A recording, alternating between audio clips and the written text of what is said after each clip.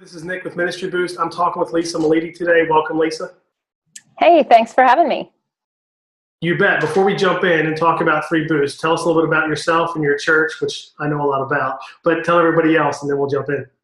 Okay, well, yes, we do serve together. I actually am the director of elementary at Community Christian Church, and I am the mom of two girls. They're both adults. One just graduated college, and one is getting ready to graduate in a year. And yeah, that's it. Married and live in Maryland. So awesome. So what I want to talk about with you is something I have to see up close because we do serve on staff together, so I see this all the time, is what are the top three boosts that you've experienced in creating sets for kids ministry? And maybe that's monthly. For us, it's monthly. Maybe it's different for other churches. But what are the top three things you would tell someone if you're going to create sets for kids ministry? What are the top three things you would tell them that have been helpful for you? Okay, well, as you said, we do create monthly sets. So we use a curriculum that does a monthly theme, and we change our set accordingly each month to match that theme. So probably the best thing I was able to implement was creating a set design team. And I know that sounds overwhelming at first. People think, oh my gosh, that's, you got to recruit all these volunteers. But I would say the sooner you can do that, the sooner you can get help to do that, the better it's going to be. And I would think outside the box with regard to who you have come in to that team. So normally people would think of craftsmen, people that are going to be good with tools and building, but there is room for admins and people who like to shop and all sorts of things. So yeah, I would definitely recruit a team to that. We did that about 2 years ago and just kind of that team helped me create a rhythm. They created a Facebook group where we collaborate, and so we don't have to come out too many times in the week or in the month to meet to talk about what we're going to do. Instead, we just do that all online in our Facebook group, and somebody is an admin for that. And then we come together twice a month. We work the Thursday before the end of the first Sunday launch, I guess, and then the Thursday before that. So it's basically the last 2 weeks of the month so that we're ready for the upcoming Sunday. So that's the first thing. Real quick, before you jump to the second one, that's because you basically work the 2 Thursdays before the new set goes up. Yes. To give people an idea of how that works. But real quick, how far do you plan out? Like are you looking 2 months ahead? And what I mean? When are you brainstorming the ideas for the next set, all that? Yeah. So we try to be a full month out. So that means when curriculum is released, we do start posting those images into our Facebook group, and we start a conversation about what we're going to do and thoughts we might have, and people collaborate on there. But then we have a meeting, my admin and the leader of that team meet together, and we kind of land the plane. That's what we call that meeting, is landing the plane. That's probably about 3 weeks prior to the first Sunday of the month. And then that following week we shop, or we have our shoppers go shopping. And then our first build night is that third Thursday of the month, usually, if you don't have a weird Sunday that falls. Yeah.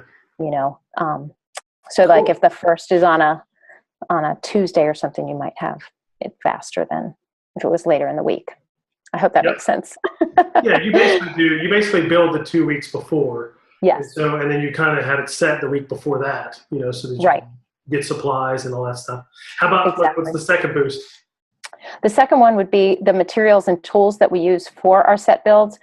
Because we do multiple sets and we change them often, we've started using insulation foam. Insulation foam for our backdrops instead of wood and heavy things. We want to be able to take things in and out quickly. And so insulation foam has become our new best friend. We use the big 8x4 sheets that you can get at any of the local hardware stores.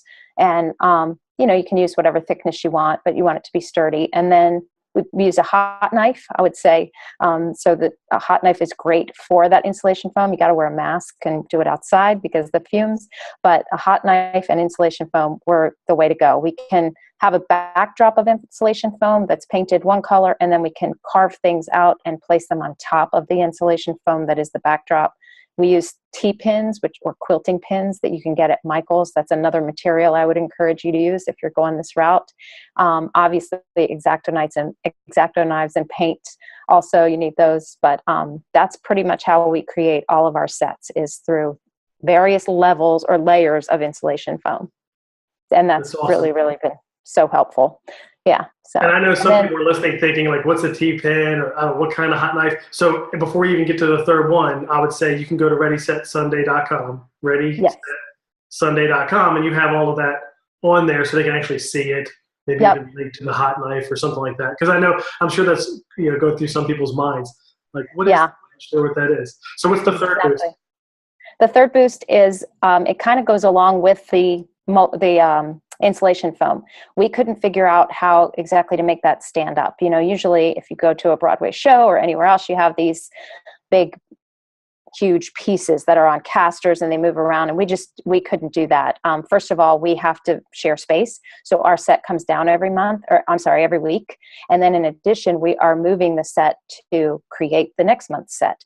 So in order to do that, we have this amazing tracking system. It's been made out of sheet metal, and it's got 3 grooves, I guess I would say, down at the bottom and 3 at the top. And we slide the insulation foam into that. Our set is 20 feet. So we've got 5 panels that go across.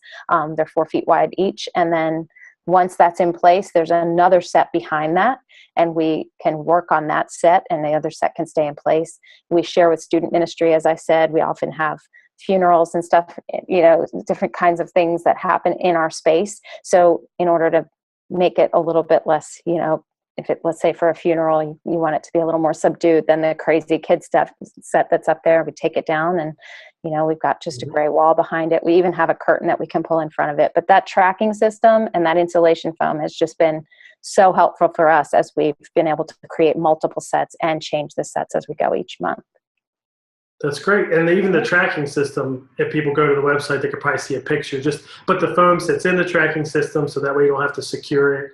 Exactly. And stack it, put more in front. And then you also do stuff on the stage as well. But the biggest bang for your buck, you're saying, is that foam to create the backdrop, the tracking to store it in, and the team to do it, because otherwise it would be all you.